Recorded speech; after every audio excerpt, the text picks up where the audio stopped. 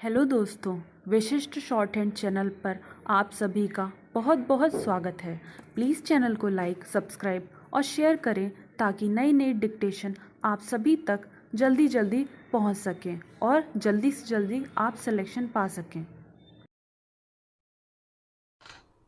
सभापति जी, मेरा दुर्भाग्य है मेरी मातृभाषा हिंदी के अच्छा होता यदि मैं किसी हिंदी प्रांत में पैदा हुआ होता, क्योंकि तब अगर हिंदी के पक्ष में कुछ कहता तो मेरी बात का ज़्यादा वजन होता।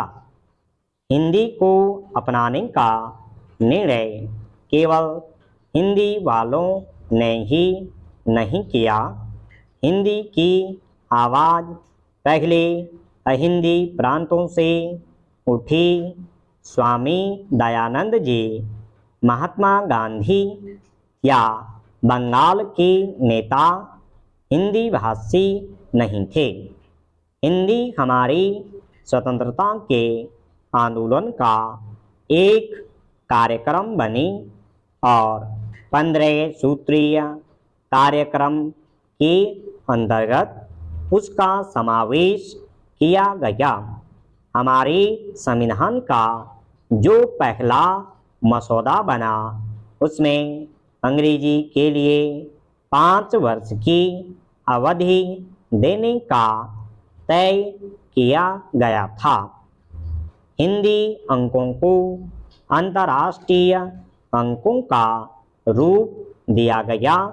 राष्ट्रभाषा की जगह हिंदी को राजभाषा कहा गया।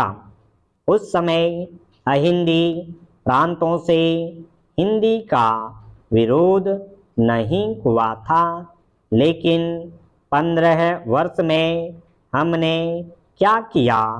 यदि 15 वर्ष में जैसा कि सभा ने निर्णय किया था और जैसा कि संविधान में लिखा गया था, हिंदी पढ़ाने की व्यवस्था होती तो फिर आज जो परिस्थिति पैदा हो गई है वह न होती। लेकिन केंद्र तो मद्रास में हिंदी नहीं ला सकता था। मद्रास की सरकार ने हिंदी को अनिवार्य नहीं किया। अनिवार्यता हटा ली गई। परीक्षाओं में पास होना भी अनिवार्य नहीं रहा और वहाँ हिंदी की पढ़ाई एक हास्य बनकर रह गई।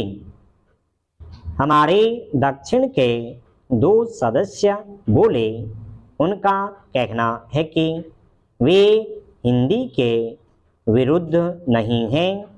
दक्षिण के लोग हिंदी पढ़ रहे हैं। मैं चाहता हूँ कि वे ईमानदारी से काम लें। कितने लोग हिंदी पढ़ रहे हैं और कितने लोग अंग्रेजी पढ़ रहे हैं? क्या यह सच नहीं कि हर वर्ष अंग्रेजी पढ़कर निकलने वाले विद्यार्थियों की संख्या ज़्यादा है? हिंदी पढ़ने वाले लोगों की संख्या कम है। यह अनुपात हमेशा बना रहेगा। हम अपने को धोखे में न रखें। मैं किसी भी हिंदी प्रांत पर हिंदी लादने के विरुद्ध हूँ। मद्रास में जो कुछ हुआ है उसने हमें बड़ा व्यथित किया है। लोकतंत्र की स्थापना के 15 वर्ष बाद भी हम अपने देश की भाषा के विरोध में जलकर मर जाएंगे। इससे बढ़कर लज्जा की बात और कोई नहीं हो सकती। दुनिया वाले हम पर हंसते हैं, लेकिन जो जलकर मर गए मैं उनकी भावना का आदर करना चाहता हूँ। यह बात अलग है कि वे हिंदी के विरोध में मर गए। सभापति जी, मेरा दुर्भाग्य है, मेरी मातृभाषा हिंदी है। अच्छा होता यदि मैं किसी हिंदी प्रांत में पैदा हुआ होता, क्योंकि तब अगर हिंदी के पक्ष में कुछ कहता तो मेरी बात का ज़्यादा वजन होता। हिंदी को अपनाने का निर्णय केवल हिंदी वालों ने ही नहीं किया।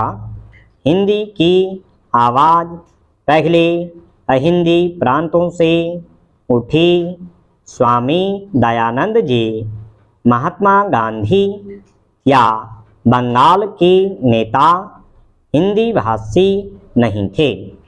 हिंदी हमारी स्वतंत्रता के आंदोलन का एक कार्यक्रम बनी और 15 सूत्रीय कार्यक्रम के अंतर्गत उसका समावेश किया गया।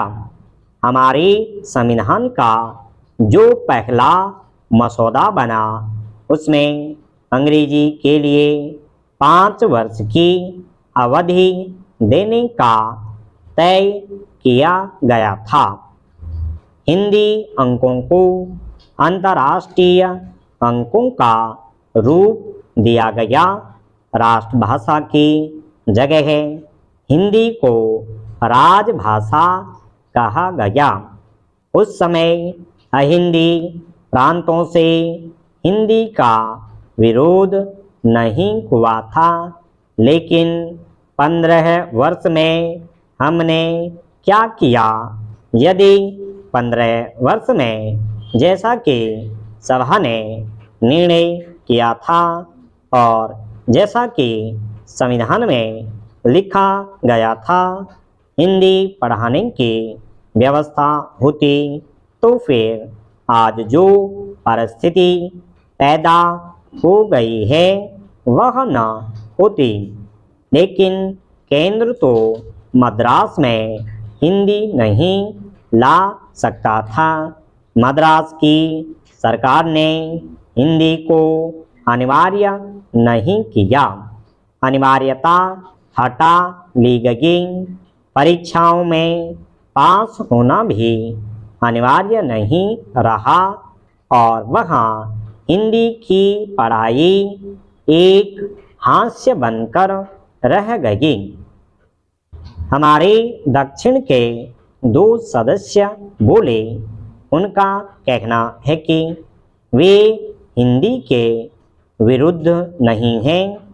दक्षिण के लोग हिंदी पढ़ रहे हैं। मैं चाहता हूँ कि वे ईमानदारी से काम लें। कितने लोग हिंदी पढ़ रहे हैं और कितने लोग अंग्रेजी पढ़ रहे हैं? क्या यह सच नहीं कि हर वर्ष अंग्रेजी पढ़कर निकलने वाले विद्यार्थियों की संख्या ज़्यादा है? हिंदी पढ़ने वाले लोगों की संख्या कम है। यह अनुपात हमेशा बना रहेगा। हम अपने को धोखे में न रखें। मैं किसी भी हिंदी प्रांत पर हिंदी लादने के विरुद्ध हूँ। मद्रास में जो कुछ हुआ है उसने हमें बड़ा व्यथित किया है।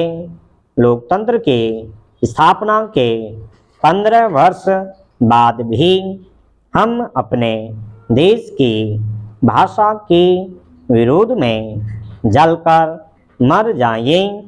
इससे बढ़कर लज्जा की बात और कोई नहीं हो सकती। दुनिया वाले हम पर हंसते हैं, लेकिन जो जलकर मर गए, मैं उनकी भावना का आदर करना चाहता हूँ। यह बात अलग है कि वे हिंदी के विरोध में मर गए। स्टॉप।